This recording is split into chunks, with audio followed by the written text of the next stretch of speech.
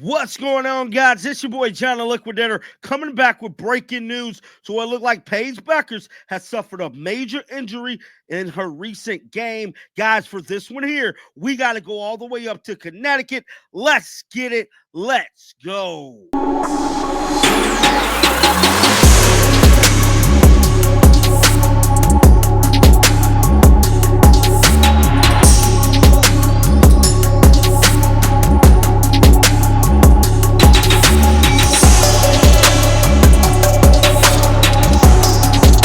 Now, I'm here to tell you guys this one was definitely a shocker as number 7 ranked Connecticut went up against Villanova. Paige Bueckers suffered an injury in an 83-52 victory over Villanova today. And many people were speculating Paige Bueckers could be tanking her season because she just do not want to go to Dallas. Now, I'm here to tell you, I don't believe that is the case. I believe she simply got hurt in a gruesome injury. And guys, we finna check out the footage right now. Roll the footage. So this is the footage right here. Literally got her leg trampled there on that play. Let's take a look at it one more time. And this is in slow motion. Boom. Yeah, I don't think she's faking that, bro. I don't think she's faking that. But it is being reported that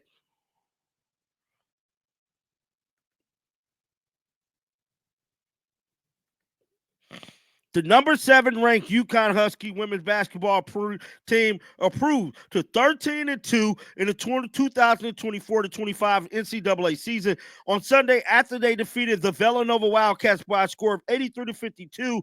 While the Husky essentially cruised to an easy victory, it might have been the most stressful UConn win of the entire season because after what happened to star Paige Bueckers, everybody was looking like, dang. At one point in the third quarter, Paige Bueckers was chasing after a loose ball when Villanova player dove for the ball and crashed into the side of her left leg. The Huskers stars projected at the number 1 pick in the 2025 draft rolled awkwardly on the ground and immediately began rendering with pain. She then limped to the bench. While this would have been concerning for any player, it was especially for Paige Bueckers. She tore her ACL in that same left knee back in August of 2022, which caused her to miss the entire year of action. Bueckers returned to the bench shortly after and could have been seen wiping tears away, and out of her eyes, she sat down and she did not return to the game. And I'm telling you right now, this is a major situation for UConn right now as they try to make their way back to a national championship.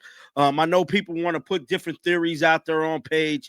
I'm not going to label her anything whatsoever, even though I do know word on the street is that she definitely do not want to go to Dallas. But I don't believe this is a case of her trying to tank her season. I believe she seriously got hurt, and we truly need to lift her up in prayers at this moment because as y'all seen from that footage there, that looked it really, really bad. I don't want to see any one of these ladies hurt at any given time. At the end of the day, this is her career. No matter what she decides to do, she's already made history already, but I'm wishing her a speedy recovery. Now, GENO Auriemma did open up immediately after this game to speak about everything that transpired with Paige in his press conference. And let's roll some of that footage right now.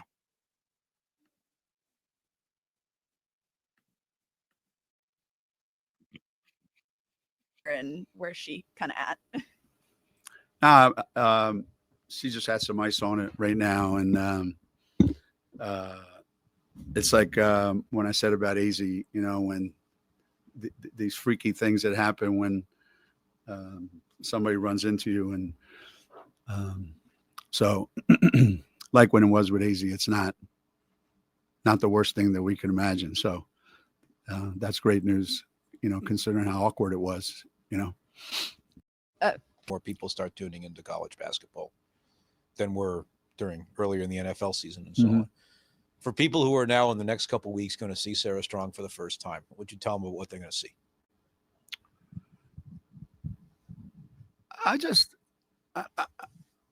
I just am really kind of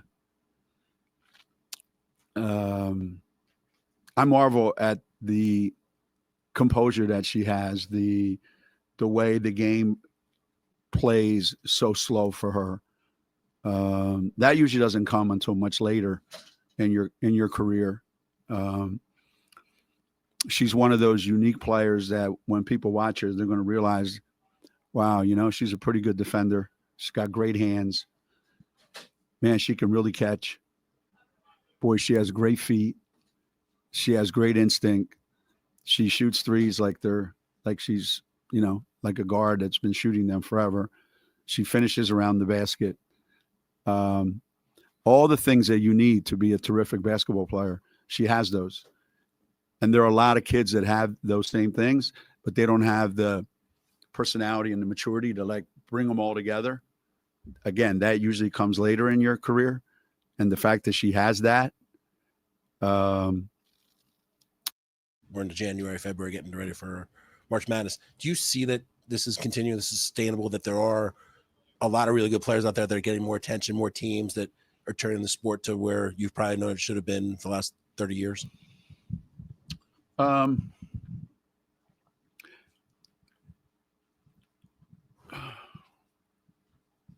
always thought college women's basketball, I don't know about men's basketball, but I always thought college women's basketball was team driven. That if you were a fan of UConn, you thought UConn was the best team in the country and they should never lose. If there was another game on that didn't involve UConn, you were probably apt to not watch it, because I'm a UConn women's basketball fan. And the switch, the change has happened that people are becoming women's college basketball fans, as opposed to just I follow my team. And that maybe has to do with it's becoming more star driven. So there's more stars. And because there's more stars, there's certainly not more stars than there was. You saw some of my teams, okay? There's not more stars than there were back then, but there's more attention paid to the stars that are out there. It seems like there's a lot more stars, and they seem to come through all the time. So when you come watch them play, you're always like, wow, those guys are really good. So you have a crowd like today, and that didn't happen before. We might have had all those stars, but we didn't have these kind of crowds. We have big crowds, but not everywhere we go like this. And again, I really, truly believe it's sustainable because social media won't let it die. And back when those other superstars, those Hall of Famers that I coached, when they played, there wasn't social media. So only the locals had an opportunity to experience that. Now that picture, that clip is all over the world. And that's made the game, way more widespread than it used to be. And I'm not one of those this should have happened 25 years ago. You missed a lot. You missed Diana Taurasi in her prime. You missed Maya Moore in her prime, blah, blah, blah, blah, blah. You missed Stewie in her prime. Things happen for a reason, and they happen when they happen. The only thing that would piss you off is if it never happened. But it did happen, and it is happening, and I think it'll continue to happen. There's just so many good teams out there, so many good coaches, that I think if we keep doing our part, it won't go away. If all of a sudden we start, and the thing that worries me the most is if kids start going and playing for 4 different schools in 4 years, I think people would just say, screw it, I'm not watching anymore. They still want to have that connection to their school.